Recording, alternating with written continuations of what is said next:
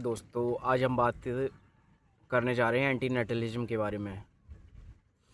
बहुत से लोगों ने मुझे इंस्टाग्राम में डीएम किया है, बोल रहे हैं कि सर आप एंटीनेटलिज्म के बारे में एक डिस्क्राइब कीजिए, इस पर एक डिटेल वीडियो लाइए। तो उसी को देखते हुए आज मैं एंटीनेटलिज्म फ़िलॉसफी होती क्या है इसके बारे में डिटेल में डिस्कस करेंगे, और ये क्यों ज़रूरी है आने वाले समय में हम लोगों के लिए, और जो करंट जनरेशन चल रही है उसके लिए क्यों ये फ़िलॉसफी इतनी ज़्यादा ज़रूरी हो जाती है। क्यों डिंक कल्चर, सिंक कल्चर हम लोगों के लिए बहुत ही ज़्यादा लाभदायक हो सकता है। डिंक का मतलब होता है double income no kids, sink का मतलब होता है single income no kids. Dink का अगर मैं मतलब बताऊं कि हस्बैंड वाइफ दोनों वर्किंग हैं और अपने सरदर्द को कम करने के लिए, अपनी खुशियों के लिए वो कोई भी बच्चा पैदा नहीं करते हैं। अपने बुढ़ापे के सहारे के लिए वो कोई भी बच्चा पैदा नहीं करते हैं। ये हो गया डिंक का मतलब। सिंक का मतलब आप समझ सकते हैं सिंगल इनकम, मतलब सिर्फ अगर हस्बैंड ही अर्निंग है और कोई भी बच्चा वो अगर पैदा नहीं करते हैं तो किस तरह से वो ज़्यादा खुशी रह सकते हैं बजाय किसी बच्चे को पैदा करने के।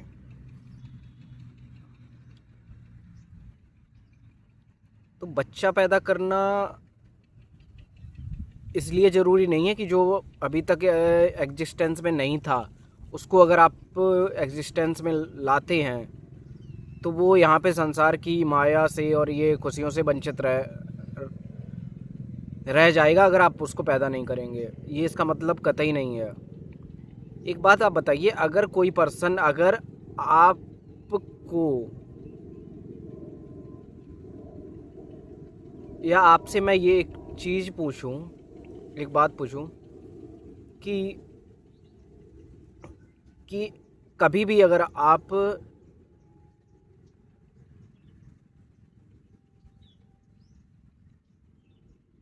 सपोज आप कभी भी दिल्ली में ना गए हों और मैं कहूँ क्या आप लाल किला देखने से वंचित रह जाएंगे? तो जब आप दिल्ली में रहे ही नहीं या फिर गए ही नहीं हैं तो आप लाल किला देखने से वंचित कैसे रह सकते हैं?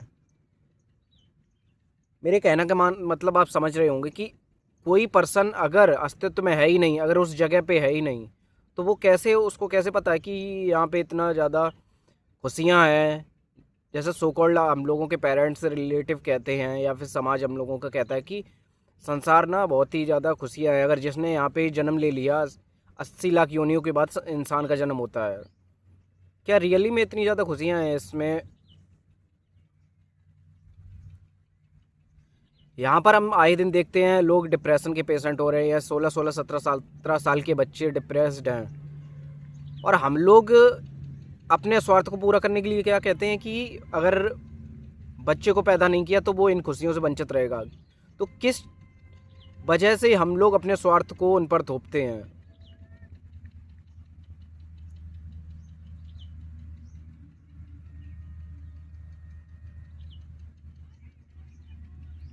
जिन खुशियों की आप बात कर रहे हैं कि आप बच्चे को अगर नहीं लाते हैं तो वो खुशियों से वंचित रह जाएगा, क्या आपने उन खुशियों को, मतलब उन सुख को भोगा है कभी भी? कहने का मतलब ये है, आप खुद तो 9 to 9 की जॉब कर रहे हैं, 12 घंटे की जॉब कर रहे हैं और अपने आप को अच्छा दिखाने के लिए ओवर टाइम कर रहे हैं, मेहनत कर रहे हैं, बॉस की गुलामी कर रहे हैं, कॉरपोरेट के तलवे चाट रहे हैं। ना आपको दिन में चैन है ना रात में, आपको सिर्फ पैसे कमाने की पड़ी हुई है। आप खुद तो खुश है नहीं, फिर आप ये कैसे दावा कर सकते हैं कि आप किसी बच्चे को अगर नहीं लाते हैं तो वो जो इस दुनिया में खुशियां हैं उनसे वंचित रह जाएगा? पहले तो सबसे पहले का क्वेश्चन यही होता है कि क्या आपने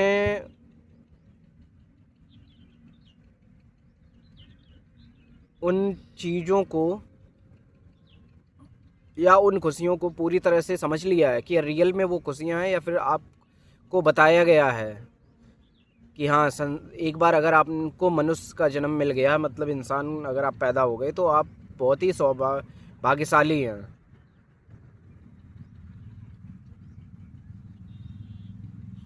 ये बात वही पर्सन समझ सकता है, या उसी को बहकाया जा सकता है, या वो उसी को समझाया जा सकता है जो बिल्कुल ही नॉनसेंस हो, बिल्कुल भी उसमें तार्किक बुद्धि ना हो।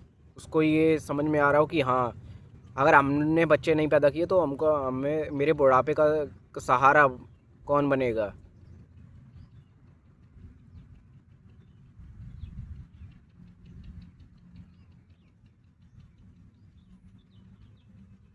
वहीं हम दूसरी तरफ देखते हैं, जितने भी ये गरीब लोग होते हैं, जितने भी जिनके पास भी बिल्कुल भी सुविधाओं के नाम पर कुछ भी नहीं होता है, वो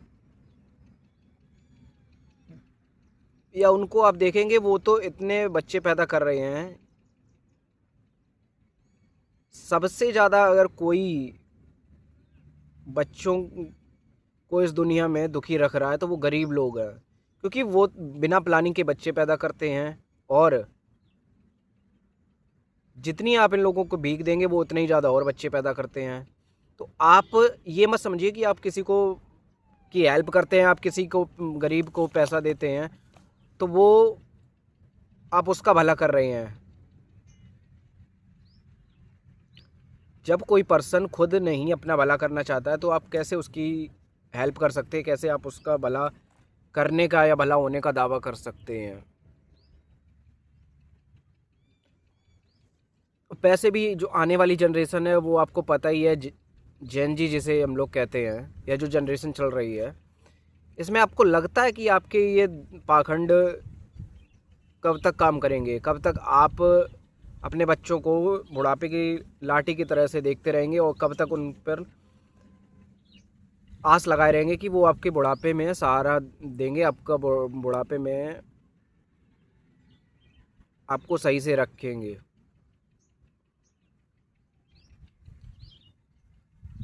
एक तरफ आप कहते हैं कि इस संसार में इतनी ज़्यादा खुशियाँ हैं, इसलिए हमने बच्चों को पैदा किया है कि वो उन खुशियों से वंचित ना रह जाएं। और दूसरी तरफ जब आप किसी बच्चे को पैदा करते हैं तो आपका सीधा स्वार्थ ये समझ में आता है कि आपको अपने बुढ़ापे की चिंता है। आप खुद अपने बुढ़ापे की मतलब इतना अच्छे से क्यों नहीं चीज़ों को करते हैं, या फिर इतना क्यों डिप्रेस रहते हैं, या इतना क्यों पैसे के पीछे भागते रहते हैं कि पूरी जवानी आप पैसे को कमाने में लगा देते हैं, जिसकी शायद आप आज का मिडिल क्लास या अपर मिडिल क्लास आज के समय में इतना पैसा कमाने में लगा हुआ है कि शायद वो अगर पूरी ज़िंदगी उस पैसे को यूज करे सही तरीके से, तो जितना पैसा उसने कमाया उससे आधे से आधे में उसका काम अच्छे से चल सकता है। फिर भी ये लोग एक दूसरों को दिखाने में, पैसा कमाने में लगे हुए हैं। जब पैसा इन पे एक्स्ट्रा हो जाता है तो एक बच्चा और भी ये लोग पैदा कर देते हैं। यहाँ लोगों का अप्रेजल होता है तो इसी के बात पर ये लोग बच्चा पैदा कर देते हैं कि अब तो क्या पैसे की कोई ज़रूरत है नहीं, हम लोग तो और एक बच्चा पाल सकते हैं। इस तरह से फैमिली प्लानिंग की जाती है। जो फैमिली प्लानिंग कहते हैं ना, इसी को मिडिल क्लास फैमिली प्लानिंग मानता है कि अगर आपका काम अच्छा चल रहा है तो आप वैलिडेट हैं एक बच्चे को लाने के लिए बिना उसकी कंसर्न के।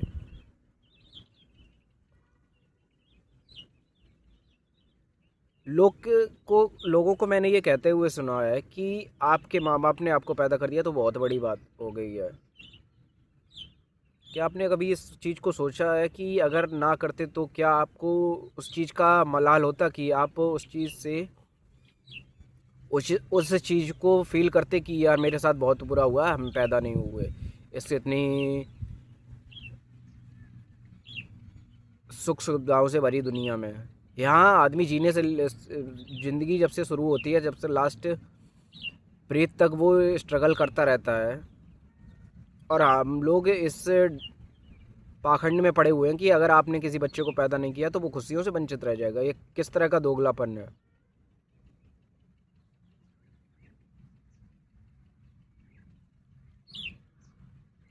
बूमर्स का एक अलग ही सिनेरियो चल रहा है। बूमर्स तो इस चीज़ में इतना ज़्यादा अपने आप को माहिर मानते हैं कि उनकी तो मुझे इतना ज़्यादा सुझाने का मन करता है। उनके पास अगर आप बैठ जाएंगे तो उनका अलग ही कॉन्सेप्ट, आपके कॉन्सेप्ट को मतलब इतना वो अपने बूमर मेंटलिटी में घुसे हुए होते हैं। वो आपके कॉन्सेप्ट अगर आप थोड़ा भी मतलब अलर्ट नहीं है तो वो आपकी मेंटलिटी को हिलाने में की क्षमता रखते हैं। मतलब वो इतने ज़्यादा उनके रूढ़ मतलब वादी हैं, मतलब इतनी ज़्यादा उनकी बुद्धि पक चुकी है, वो इतनी ज़्यादा सड़ चुके हैं अपने दिमाग से कि उनको समझाना कीचड़ में पत्थर मारने ऐसा होता है। इतने कॉन्फिडेंस से अपनी बात को रखेंगे कि ऐसा लगेगा कि मतलब इसी ब्रह्म ज्ञान की तो हमें ज़रूरत थी।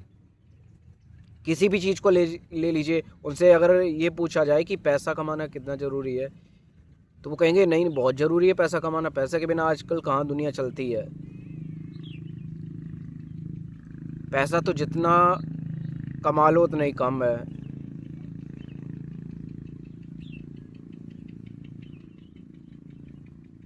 तो इस तरह से बूमर्स के पास जब तक आप रहेंगे, या बूमर मेंटालिटी के लोग, बूमर्स का मतलब ये नहीं हुआ कि कोई 35-40 साल 30 साल का बंदा ही बूमर हो सकता है। बूमर एक 20 साल का, 22 साल का, 23 साल का बंदा भी हो सकता है जो धार्मिक बातों को बहुत महत्व देता है, इन सब चीज़ों को बहुत मानता है। उसके लिए जागरण पाठ कराना या करना वही गर्व का विषय होता है। वो अपने बच्चों को भी इसी चीज़ में के लिए प्रेरित करता है कि 4 टाइम पूजा करनी चाहिए, व्रत रहना चाहिए। इस पे डिटेल में एक वीडियो मैं जल्द ही लाने वाला हूँ कि किस तरह से इंडियन लोगों में जो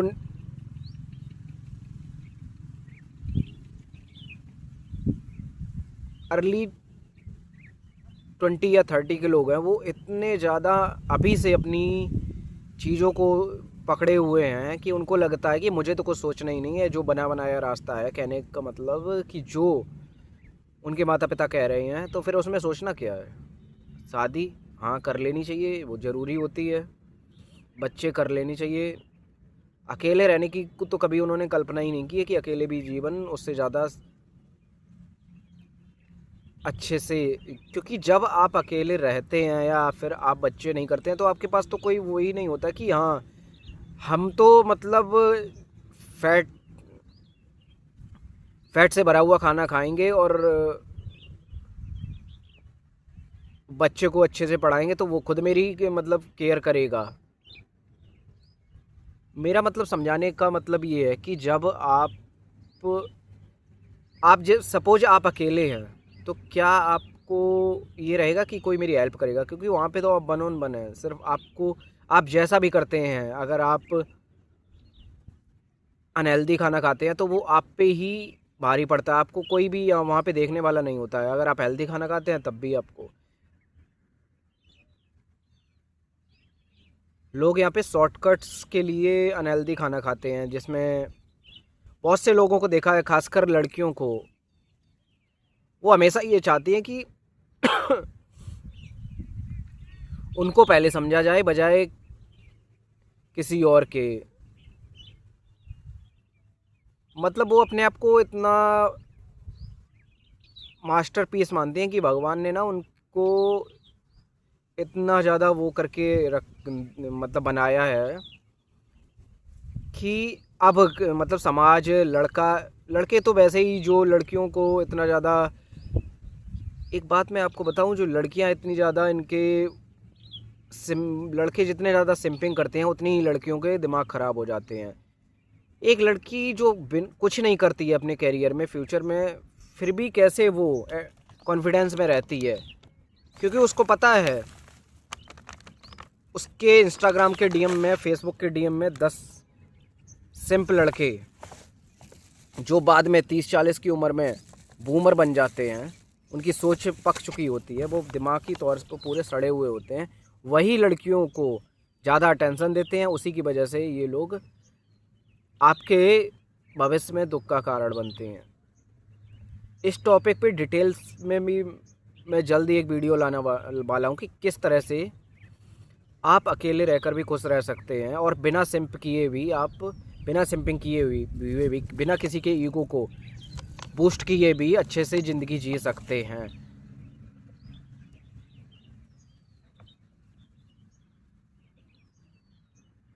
उसके साथ ही एंटीनेटलिज्म फ़िलॉसफी को आप समझेंगे तो आपको खुद पता चलेगा कि अगर आप इस अस्तित्व में ना होते तो क्या आप इसको मिस करते,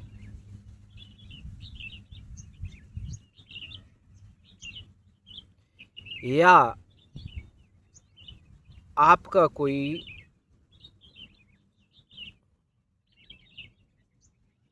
भाई जो इस दुनिया में नहीं है, क्या वो इस खुशियों को या सफरिंग से मतलब वंचित है, या फिर उसको पता है कि अब दुनिया में इतनी ज़्यादा खूबसूरत चीज़ें हैं और हम इस चीज़ में, हम दुनिया में क्यों नहीं हैं, हमारे माँ बाप ने हमें पैदा क्यों नहीं किया, उन्होंने क्यों नहीं एक और बच्चे को पैदा करने की प्लानिंग बनाई। तो इन सब चीज़ों पर आप सोचिए और कमेंट बॉक्स में बताइए कि क्या ज़रूरी है इस समय, इस सिनेरियो में या आने वाले समय में जिस तरह का कल्चर आने वाला है,